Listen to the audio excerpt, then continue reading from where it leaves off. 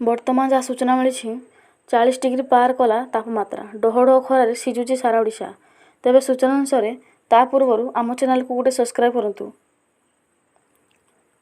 Subscribe କରିବା ପାଇଁ ଜମା ବି ଭୁଲିବେନି। ଚାଲନ୍ତୁ ଭିଡ଼ିଓଟି ଷ୍ଟାର୍ଟ କରିବା। ଚଳିତ ବର୍ଷର ତାପମାତ୍ରାରେ ଆଜି ରେକର୍ଡ ସୃଷ୍ଟି କରିଛି ବାରିପଦା ସହର।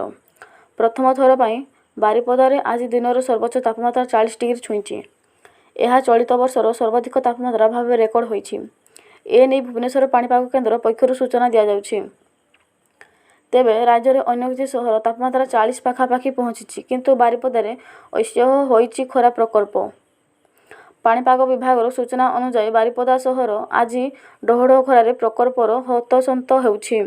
ଚଳିତ ବର୍ଷ ରାଜ୍ୟର ସର୍ବାଧିକ ଦିନ ତାପମାତ୍ରା ଭାବେ ବାରିପଦା ଆଜି 40 ଡିଗ୍ରୀ ଛୁଇଁଛି। ତେବେ ଅନ୍ୟ ସହରଗୁଡ଼ିକ 40 ଡିଗ୍ରୀରୁ କମ୍ ରହିଛି। ବାରିପଦା ସହର ପରେ ଦ୍ୱିତୀୟ ଝାରସୁଗୁଡ଼ା ଏବଂ ସମ୍ବଲପୁର ତାପମାତ୍ରା 29.6 ଡିଗ୍ରୀ ରେକର୍ଡ ହୋଇଛି। ସେହିପରି ରାଜଧାନୀ ଭୁବନେଶ୍ୱର ଓ ଚାନ୍ଦପାଲି 29 ଡିଗ୍ରୀ, ହୀରାକୁଦରେ 37.6 ଡିଗ୍ରୀ, ବାଲେଶ୍ୱରରେ 36.4 ଡିଗ୍ରୀ ତାପମାତ୍ରା ରେକର୍ଡ ହୋଇଛି।